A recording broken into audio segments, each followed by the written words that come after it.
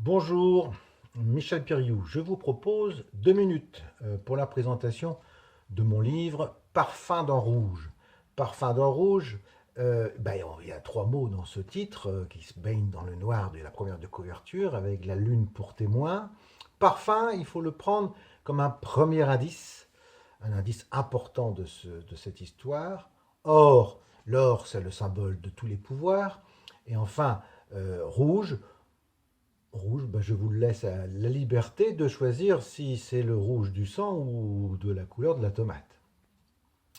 Je dois vous ajouter que c'est un roman un peu noir. Il m'arrive d'aller errer sur le net, dans les coupures de presse, dans les journaux, les magazines, et je me souviens, au début où je me suis mis à écrire, j'avais compilé des documents sur les problèmes de disparition, et en même temps, j'avais constitué un dossier sur les questions de l'esclavage en Europe, à notre époque. Alors, euh,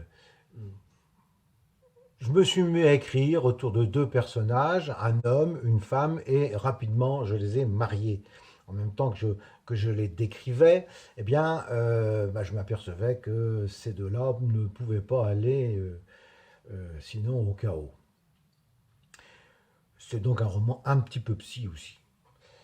Je voulais aussi sortir des polars qui commencent tous par un crime et qui font la part du mal et du bien, assez systématiquement. Et je voulais des personnages plutôt ambigus, mais des gens de la réalité, confrontés à notre réalité, y compris politique, de notre vie quotidienne, notre vie de tous les jours. Et je me suis retrouvé bientôt avec une dizaine de personnages plus ou moins bizarres, sympathiques, tout à fait euh,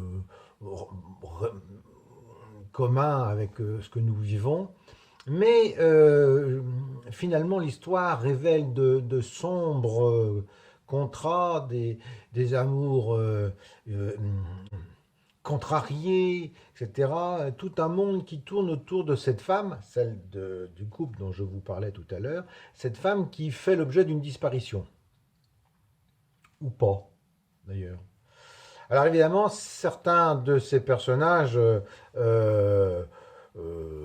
sont inspirés de faits réels, ceux de la presse, etc.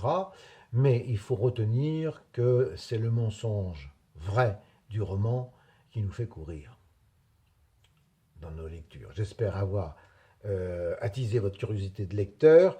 Et pour vous procurer mon livre, il suffit d'aller sur mon site, par exemple.